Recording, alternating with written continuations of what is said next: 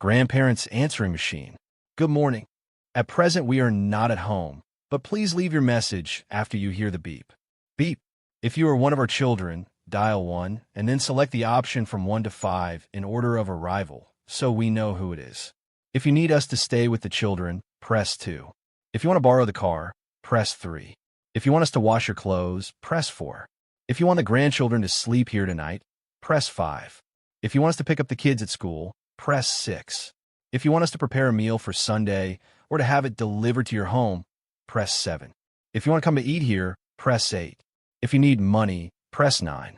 If you're going to invite us to dinner or take us to the theater, start talking. We are listening. 3 men, a Canadian, an Australian, and a New Zealander, applied for a job that required quick thinking and sharp logic. As part of the interview, the examiner placed 3 items on the table: a candle, a flashlight, and a loaf of bread. Simple test, he said. Tell me which one doesn't belong, and explain why. The Canadian answered first. The bread. The other 2 provide light. Good, said the examiner. The Australian went next. The bread. The other 2 use energy to work. Also a fair answer. Finally, it was the New Zealander's turn. He studied the items for a moment before confidently saying, the candle. The examiner looked puzzled. The candle? Why? The applicant smiled and said, because you can make toast with the other 2. The wine taster at an old vineyard died. A homeless guy, looking ragged and dirty, came to apply. He persuaded the manager to give him a try. The guy was given a glass of wine. He swirled, smelled, sipped, and spit. It's a red wine, Merlot, 3 years old, grown on the south slope and matured in oak barrels. He said, impressive, said the manager. The man is given another. Still a red wine, Cabernet, 8 years old, from the northeast slope, stored in steel vats. The manager was amazed. He winked at his secretary. The secretary understood and brought out a glass of urine. The drunkard tasted it and said, she's a blonde, 27 years old, 3 months pregnant, and if I don't get this job, I'll tell who the father is. The owner of a small company needed a new office assistant and had narrowed the candidates down to 3 finalists.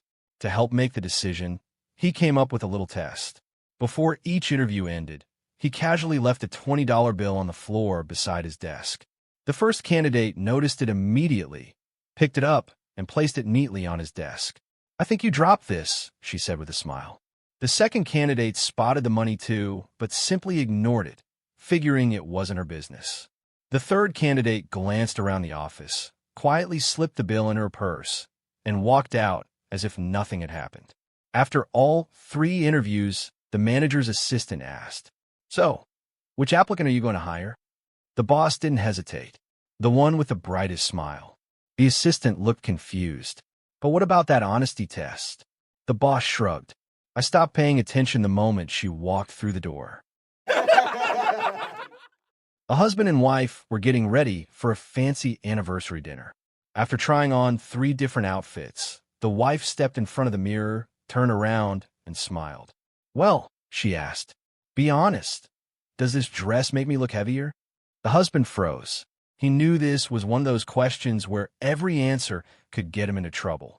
So he took a deep breath and asked, can you promise not to get upset, no matter what I say? She crossed her arms. I promise. Whatever your answer is, I won't mention it again. The husband nodded slowly. Good. He paused for a moment before saying, then I'd like to officially confess. I scratched your new car last week. There was a long silence. Finally, the wife sighed. You know, I suddenly don't care about the dress anymore. 2 well-dressed men are talking at a rooftop bar about 70 stories from the ground floor. They overhear a guy talking about how he's a hedge fund manager and how much money he makes. One of the well-dressed men mentions to his friend how much he hates hedge fund managers. His friend agrees. The hedge fund manager makes his way over and asks, so what do the 2 of you do for a living? One of the gentlemen replies, well, I'm a billionaire, so I don't really do anything for a living. In fact, I own this building. A little daunted, the hedge fund manager replies, nice. He then turns to the other gentleman and asks, What about you? The other gentleman replies, I'm a meteorologist of sorts. I have a fascination with wind currents. The hedge fund manager scoffs and says, that can't pay very well. The gentleman replies, oh, it doesn't, but this guy here is my best friend, so I don't need a lot of money. The hedge fund manager says, tell me a little more about the dynamics of wind you find so fascinating. The gentleman responds, follow me over to the edge, and I'll try to explain it and give you a demonstration. The three of them get to the edge of the roof, and a well-dressed man begins his explanation. You see all these high-rise buildings? Well, the wind is constantly blowing between them. But what most people don't know is that the concrete below heats up during the day and forces a strong updraft. Here, I'll show you. He then proceeds to step off the ledge. The hedge fund manager gasps but can't look away. The well-dressed gentleman falls about 10 stories, and the updraft brings him right back to the roof. The hedge fund manager exclaims, oh my God, that was awesome. The well-dressed man says, give it a try. The hedge fund manager steps off the edge and falls 70 stories to his death. The well-dressed billionaire shakes his head, looks at his friend, and says, you're a mean drunk Superman. A math teacher welcomed a new French exchange student into her class and then started teaching a lesson on fractions. The French exchange student raised his hand and said, excuse me, madam, but I don't know how to say fractions. How do you say those? Easy, said the teacher. You just say the top number, and then the bottom number is read as an ordinal number. For example, 2/3 is 2/3, 3/4 is 3/4, and 2/5 is 2/5. Thanks, I understand, said the exchange student.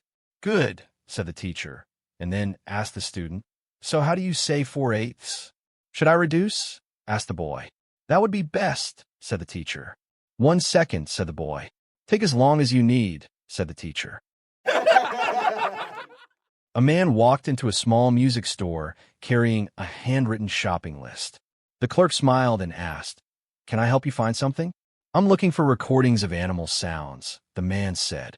Things like frogs, crickets, birds, just real nature sounds. The clerk thought for a moment, reached under the counter, and pulled out an old used record. This one's been around for years, but it's exactly what you're after. The man happily bought it and headed home. Less than an hour later, he stormed back into the shop holding the record. This thing is useless, he complained. I listened to the whole first side, and it's nothing but loud croaking and splashing. Not a single bird anywhere. The clerk nodded without missing a beat. Well, of course. The man frowned. What do you mean, of course? The clerk smiled and said, because you played the pawn side first.